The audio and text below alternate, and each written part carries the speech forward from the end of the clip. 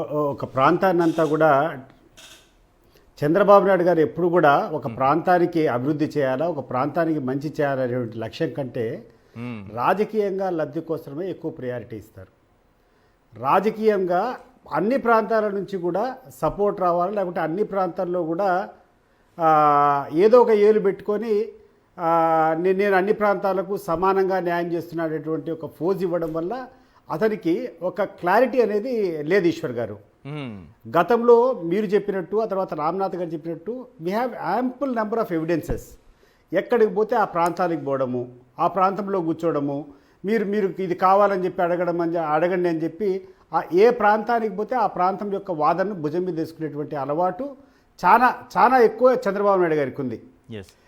అదే జగన్మోహన్ రెడ్డి గారికి కానీ రాజశేఖర రెడ్డి గారికి వస్తే they have very clear ideas. ఈ ప్రాంతానికి డెవలప్ చేయాలా, ఇది చేస్తామంటే ప్రపంచం అంతా అడ్డబడినా కూడా వాళ్ళు అనుకునేటువంటి వాదానికి కానీ వాళ్ళు నమ్మినటువంటి సిద్ధాంతానికి కానీ 100కి 100 రూపాయలు న్యాయం చేస్తారు. ఎంతమంది అడ్డొచ్చినా కూడా దాన్ని కేర్ చేసేటువంటి సమస్యనే ఉండదు. దీనికి మొట్టమొదటి ఉదాహరణ ఏంటంటే రాజశేఖర రెడ్డి గారు మొట్టమొదటగా 11,000 సామర్థ్యం ఉన్నటువంటి పోతిరెడ్డిపాడు రిజర్వాయర్ను అన్ని ప్రాంతాల్లో కూడా వ్యతిరేకత వచ్చినా కూడా లేదు, రాయలసీమకు న్యాయం చేయాలా, ఇది సమంజసమైనటువంటి కోరిక. ఎందుకంటే మనం బిల్డ్ చేస్తున్నటువంటి ఈ పోతిరెడ్డిపాడు అనేటువంటిది 44,000 క్యూసెక్ సామర్థ్యానికి పెంచుతున్నాం అనేది only basing on extra water.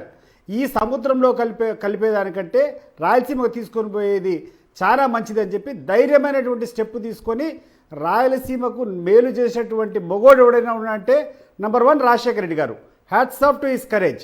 Rajasekhara Reddy garu ఆ రోజు ఆ నిర్ణయం తీసుకోకుండా ఉంటే ఇంకా ఎంతమంది ముఖ్యమంత్రులు వచ్చినా కూడా ఈ 44,000 క్యూసెక్ల కెపాసిటీకి పోతిరెడ్డిపాడుని తీసుకొని పోయే పరిస్థితి లేదు. That is the gateway of irrigation projects for Rayalaseema. So అది that credit goes to Rajasekhara Reddy. Rajasekhara Reddy garu ఆ ప్రయత్నం చేసేటప్పుడు మొట్టమొదటిగా చంద్రబాబు నాయుడు గారు ఏం మాట్లాడకుండా ఏ ప్రాంతంలో ఉండేటువంటి ఆ ప్రాంతం లీడర్లతో దీనికి అడ్డుపుల్లు వేసేటువంటి కార్యక్రమాన్ని మీరు చూశారు. అప్పుడు తెలంగాణకు సంబంధించినటువంటి తెలుగుదేశం పార్టీలో ఉన్నటువంటి నాగం జనార్దన్ రెడ్డి గారు ఆ రోజు ఎమ్మెల్యే ఉండే అసెంబ్లీలో ఏ రకంగా అడ్డుకున్నారు అది మనం స్పష్టంగా చూసాం. తెలంగాణ వాళ్ళు కూర్చొని మీరు అడ్డుపడండి అని ఆయన్నే చెప్పడం, ఇక్కడ వాళ్ళకు మేము ఇక్కడ కూడా మాకు కావాలని చెప్పడం, ఈ 2 కళ్ళ సిద్ధాంతం అనేది చంద్రబాబు నాయుడు జీవితంలో ఆయన చేసుకునేటువంటి పెద్ద పొరపాటు. ఈరోజు కూడా చెప్తున్నా, ఎందుకంటే ఇటీవల మీరు చూసినారు ఈశ్వర్ గారు, మన రీసెంట్గా ఎలక్షన్స్ జరిగినప్పుడు మూడు ప్రాంతాలకు పోయాడు ఒకటే రోజు. ఒకరోజు మదనపల్లికి పోయినాడు, మదనపల్లికి పోయి మీకు జిల్లా ఇస్తాను అని చెప్పాడు.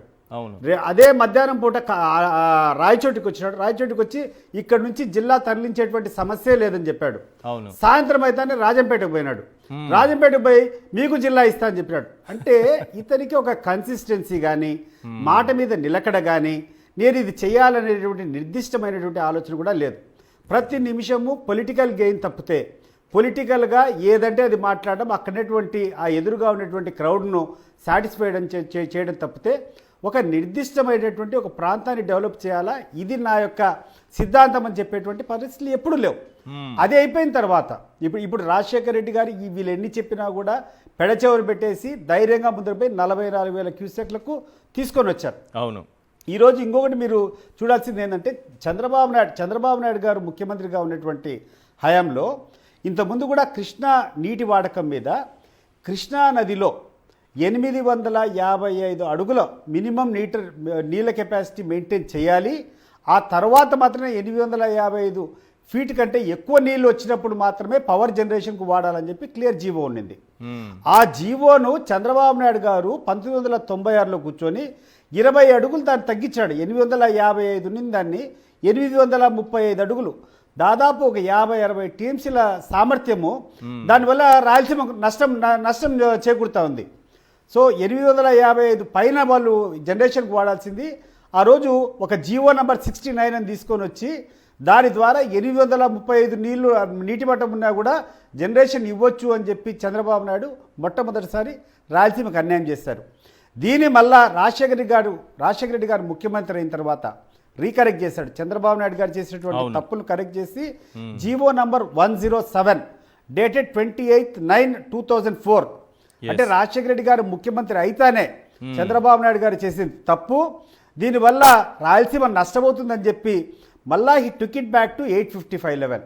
855 లెవెల్ దాటితేనే హైడ్రో ఎలక్ట్రిక్ జనరేషన్ కోసం మనం అనుమతించాలా, 835కు అనుమతించమని చెప్పి మళ్ళా రివర్షన్ ఆ యొక్క జీవోను రివర్ట్ చేసింది రాజశేఖర రెడ్డి గారు. అది గుర్తుపెట్టుకోవాలి అందరూ కూడా. రెండవది 2005లో రాజశేఖర రెడ్డి గారు ముఖ్యమంత్రి ఉండేటప్పుడే 11,000 క్యూసెక్స్ కెపాసిటీ ఉన్నటువంటి పోతిరెడ్డిపాడును జీవో నంబర్ 233 ఆ జీవో ఇచ్చి 44,000కు యుద్ధ ప్రాతిపదిక మీద కట్టి ఈరోజు మేము రాయలసీమలో బతుకుతున్నాము. రాయలసీమలో ఇంకా ఈ యొక్క జీవితాల మీద ఆశలు ఉన్నాయంటే, ఇరిగేషన్ మీద ఆశలు ఉన్నాయంటే రాజశేఖర రెడ్డి గారు తీసుకున్నటువంటి ఆ సాహసోపేతమైనటువంటి నిర్ణయం అనేది రాయలసీమ ప్రాంత వాసులందరూ కూడా ఈరోజు గుర్తిస్తున్నారు. కానీ ఇటీవల కాలంలో ఈరోజు ఈ చర్చ ఎందుకు జరుగుతోందంటే, ఈరోజు కొన్ని పేపర్లో కొన్ని పచ్చ మీడియాలో కూర్చొని 2020లోనే నేషనల్ గ్రీన్ ట్రిబ్యునల్ ఎన్జిటి వాళ్ళు దీనికి స్టే ఇచ్చారు కాబట్టి పని ఆపినారు. రేవంత్ రెడ్డి ఏదైతే స్టేట్మెంట్ అసెంబ్లీలో ఇచ్చాడో అది తప్పు, మేము 2020 నుంచి కూడా అక్కడ పని జరగలేదు, ఎన్జిటి స్టే ఉండడం వల్ల అని చెప్పి కొన్ని కొత్త కథనాలన్నీ కూడా ఈ యొక్క ఈనాడు పేపర్ కానీ లేకుండా ఉంటే ఆంధ్రజ్యోతి పేపర్ కానీ అంతింత నాలెడ్జ్ ఉన్నటువంటి ఈరోజు ఇరిగేషన్ మంత్రి కానీ ఆ తర్వాత సబిత గారు కానీ మాట్లాడుతున్నారు. దీని సందర్భంగా ఒక చిన్న క్లారిటీ నేను ఇవ్వాలనుకున్నాను ఈశ్వర్ గారు. ఓకే, 2020లో ఎన్జిటి నుంచి ఒక ఆర్డర్ వచ్చింది వాస్తవం. కానీ జగన్మోహన్ రెడ్డి గారు ఏ మాత్రం దాన్ని లెక్క పెట్టకుండా 2024లో ఆయన పదవి దిగిపోయినంత వరకు కూడా నిరాటంకంగా ఈ రాయలసీమ ఎత్తిపోతల పథకం యొక్క పనులు జరిగినాయి. దీనికి ఒక్కటే ఒక ప్రూఫ్ ఏంటంటే 2024లో కూడా ఆ పనులు చేసేటువంటి రాయలసీమ ఎత్తిపోతల పథకం పనులు చేసేటువంటి కాంట్రాక్టర్లకు బిల్లులు చెల్లించారా లేదా, ఇది తెలుగుదేశం పార్టీ వాళ్ళు కానీ లేకుండా ఉంటే ఆ ఈనాడు పేపర్ కానీ ఆ ఆంధ్రజ్యోతి పేపర్ కానీ ఈ పచ్చ మీడియా కానీ చెప్పాలా.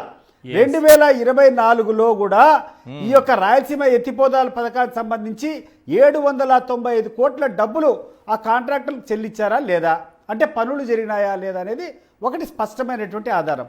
రెండోది కొంతమంది ఏమని వాదించవచ్చు, ఇది 2020 ముందు జరిగినటువంటి బకాయిలు కానీ 2024లో వాళ్ళు పేమెంట్ చేశారని కొంతమంది కొత్త వాదనలు చేయొచ్చు. అవును, కానీ పనులు చేసేటప్పుడు మెజర్మెంట్ బుక్ అని ఉంటుంది, బుక్ అని ఉంటుంది. ఆ బుక్లో ఏ రీచ్ ఎప్పుడు పని చేశారు, ఎంత క్వాంటిటీ చేశారు, ఎంత అర్త్ వర్క్ చేశారు, ఏం చేశారు అనేది బుక్స్లో రికార్డ్ అవుతుంది.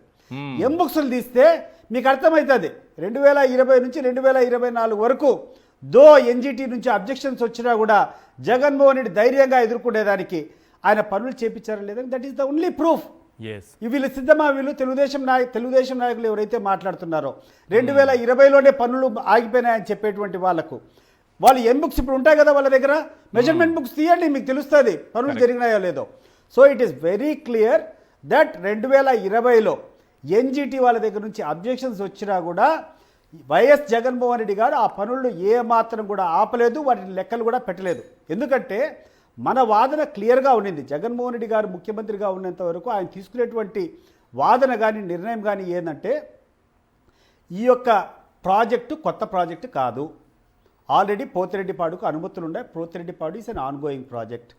దీనికి ఒకటి పోతిరెడ్డిపాడుకు 841 అడుగుల నీటి సామర్థ్యం దాటిన తర్వాతనే నీళ్ళు వస్తాయి.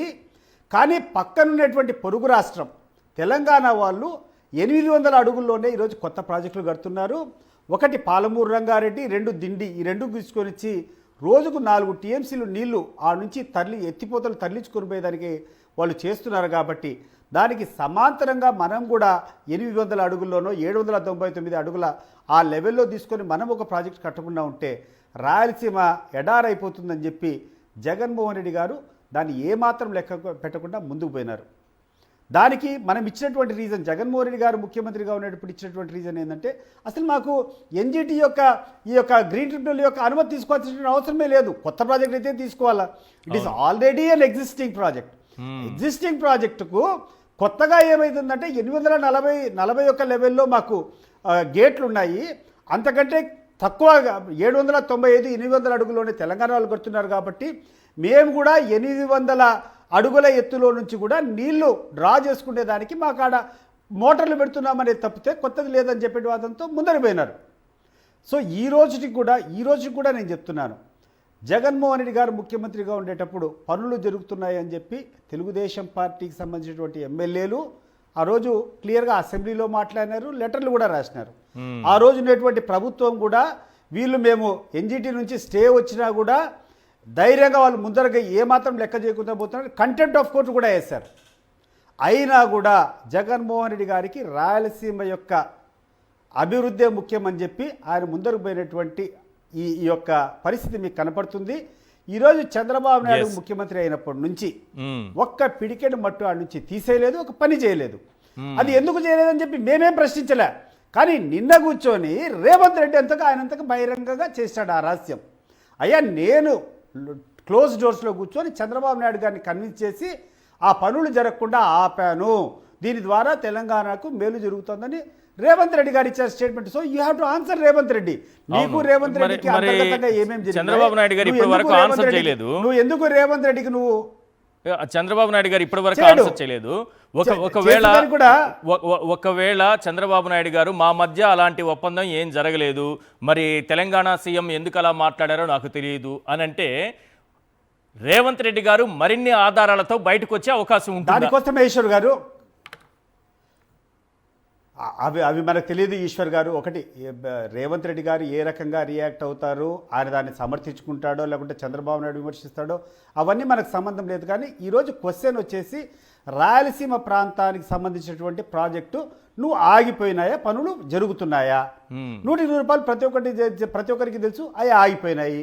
దానికి పక్కనటువంటి ముఖ్యమంత్రి కూర్చొని నేను చంద్రబాబు నాయుడుతో మాట్లాడినా కాబట్టే ఈ యొక్క ప్రాజెక్టులన్నీ ఆగిపోయినాయని స్పష్టంగా వాళ్ళ స్టేట్ అసెంబ్లీలో ఎక్కడో బయట చెప్పింది కాదు, ఫ్లోర్ ఆఫ్ ది హౌస్లో కూర్చొని నేను చంద్రబాబు నాయుడు గారిని కన్విన్స్ చేసుకొని ఆపినా అని చెప్పాడు.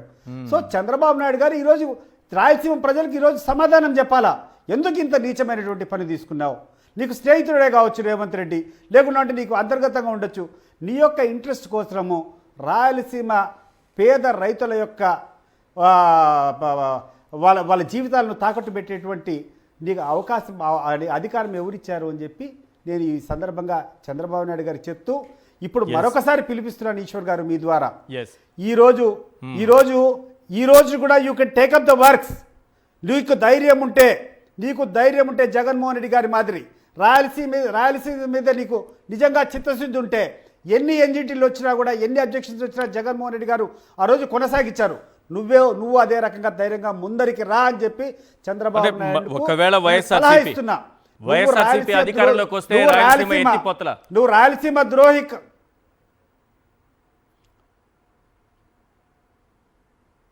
ఈశ్వర్ గారు రాయలసీమ ఎత్తిపోతల వైఎస్ఆర్సీపీ అధికారంలోకి వస్తే కంటిన్యూ అవుతుందా? 100% కంటిన్యూ అవుతుంది. వైఎస్ఆర్ కాంగ్రెస్ పార్టీ అధికారంలోకి ఎప్పుడు వచ్చినా కూడా రాయలసీమ, ఎందుకంటే రాయలసీమ అంటే వాళ్ళు పుట్టేటువంటి ప్రదేశం అనేది కాదు, నిజంగా భౌగోళికంగా చాలా వెనకబడినటువంటి ప్రాంతం. చాలా సంవత్సరాల కాలంగా కనీసం బియ్యం తిన్నటువంటి ప్రాంతం కూడా కాదు, బాగా వెనకబడినటువంటి ప్రాంతం. దాన్ని అభివృద్ధి చేయాల్సినటువంటి అవసరం ప్రతి ఒక్కరికి ఉంటుంది. ఏ ముఖ్యమంత్రిదైనా ప్రధానమైనటువంటి కర్తవ్యం ఏదైనా ఉందంటే వెనకబడినటువంటి ప్రాంతాన్ని కూడా సమాంతరంగా మిగిలిన ప్రాంతాలతో పాటు బ్యాలెన్స్ చేయాలి. ఆ కర్తవ్యంలో భాగంగా రాజశేఖర రెడ్డి గారు చేశారు, జగన్మోహన్ రెడ్డి గారు చేశారు, చంద్రబాబు నాయుడు గారు కూడా 100% చేయాల్సిందే. ఈరోజు చంద్రబాబు నాయుడు గారు చెప్తున్నాడు, నీ చిత్తశుద్ధిని పనులు మొదలుపెట్టి నువ్వు సమాధానం చెప్పాలి తప్పితే నీ యొక్క పచ్చ మీడియాను పెట్టుకొని పక్కదావ పట్టిస్తే ఇది ప్రజలు ఒప్పుకోరు, రాయలసీమ ప్రజలు ఒప్పుకోరు అని చెప్తున్నా.